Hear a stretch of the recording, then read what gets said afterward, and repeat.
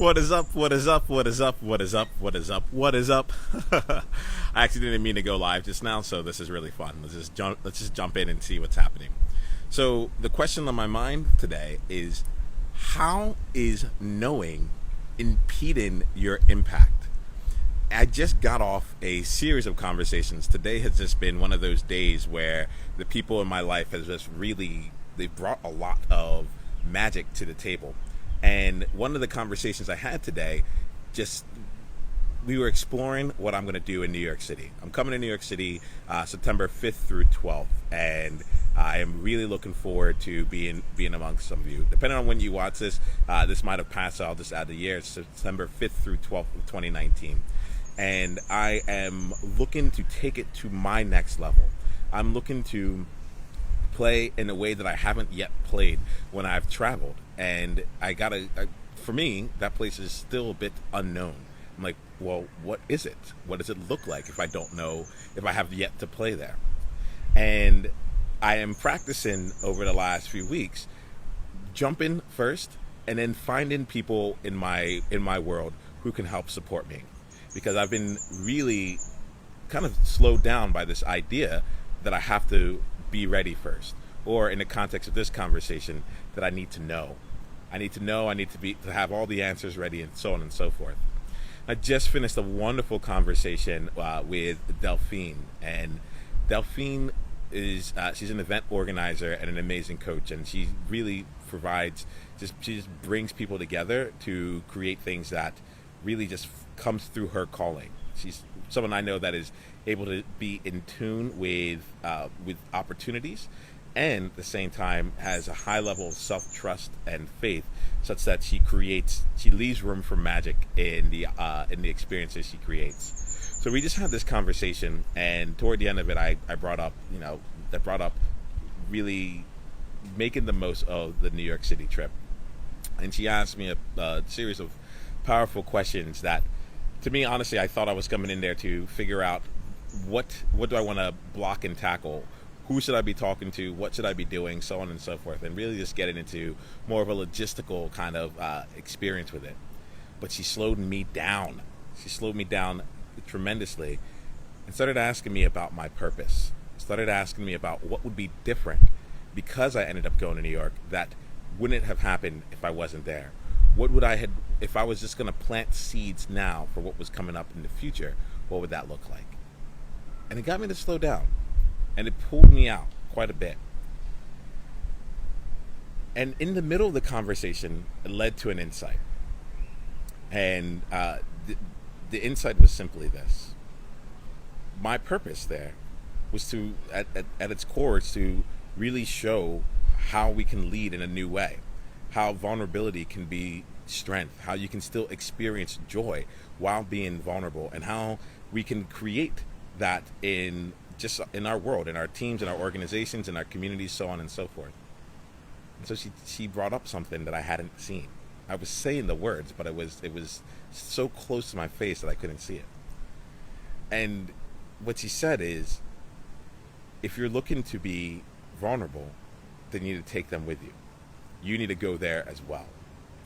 And this struck me hard because right before I had said that, I had talked about really the impact of vulnerability in the context of diversity and inclusion, and in the context of taking the work that I've been doing over the last 2 years, working with Rich Litvin, working with my coach, Chris Joseph, and working with a number of the different coaches and the different experiences that I've had over the last 2 years. It's been a tremendous investment in my education, as well as in my ability to create transformative and transformational experiences. And what I said was, well, I've been out in Singapore for the last 2 years. I don't know what's happening in diversity and inclusion space. Maybe I'm too far behind. Maybe the things that I've been learning, maybe the way that I see things, everyone's so past that. And it just felt vulnerable to me to come out there and, be like, hey, I just came back from Singapore and I'm now going to help you with this thing that you're trying to solve. And that's when she just paused and she's like, exactly. If you aren't experiencing vulnerability, then how can they experience it? And the way that you choose to be with that vulnerability is going to inform how they can be with vulnerability. The fact that I have the ability to be both vulnerable and joyful at the same time, the fact that I can be both vulnerable and powerful at the same time, means that they have that option as well. They can see it firsthand, and that's what this trip is about. This trip is not about me knowing everything. It's not about me being the expert. I'll be honest, I'm figuring out so many things on a regular basis. And what I realized here was, over the past few months, really, I've been really trying to spend my time knowing, getting all the things together, being deliberate, making different plans, knowing exactly what's going to happen, what the next 3 months, what the next 6 months, what the next year is going to be, knowing the right way to talk to someone about the work that I do, just spending all this time focused on the knowing, all up here in my head. And what was happening is that my impact, which is a physical thing, which is done through my hands, which is done through my mouth, which is done through my heart and my gut, and being with people and sharing space and creating space for people, that was slowed down. And so I want to ask you here, where in your life is knowing getting in the way of your impact? What if instead of knowing 100%, you're able to give yourself some space? Delphine brought up in the conversation, she said, I love to, I'm good with going even 80% at times, because that last 20% is where it's what leads to magic. Anything can happen, and it tests me, it puts me on my edge. And I can feel that for myself. I can feel an excitement in me. I'm even like processing this in real time. And I want you to get this as it's being processed, because quite frankly, this is where the joy is. I am growing.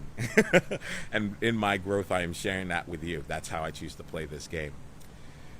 So where in your life are you impeding your own impact, impeding your own progress because you want to know? I guess this video, in a sense, is a part of that. This video exists. It is now out in the world. You are watching this here. But I didn't even know what I was going to say before I came in. I just knew I knew how to get it out of I knew how to share, because it was right now, like, it was just so present. It was so present.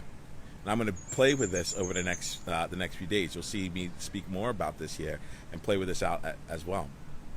And the fun part is that if you are someone who's going to be in New York City between the week of on the week of September 5th through 12th, or Thursday to Thursday, and would love to be a part of a couple experimental conversations that I'm putting into life, let me know. Leave a comment. If you think it'd be fun to have in your organization, put a comment here, send me a direct message, or send an email to nemo@nemoashong.com.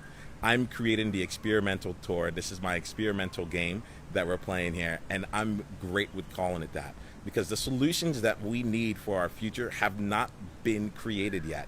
We cannot go out and say that we're experts in things that we're still figuring out. I'm not an expert, but I'm willing to try, and I know how to create magic from just 20 to 30%. I was going to say 70 because that's where most people go, but I don't need much in order to create magic, so I'm ready to create it with you. Let me know if you like to play. I'm organizing a day of coaching conversations. I'm organizing a day of group coaching conversations. I'm going out to companies and I'm creating experiences for their communities and for their organizations. And if you want something like that in your world, September 5th through September 12th, now is the time to reach out. And if you missed this and you want to get back in touch with me later on, let me know, and I'll see if I'm still offering it. But one of my things is that, like, I'm an ocean, and sometimes my waves just come on through. And this next wave is crashing the shores of New York City on September 5th through 12th. I'll love to play with you. Let's make this happen. Leave a comment, send me a direct message, or send me an email at nemo@nemoashong.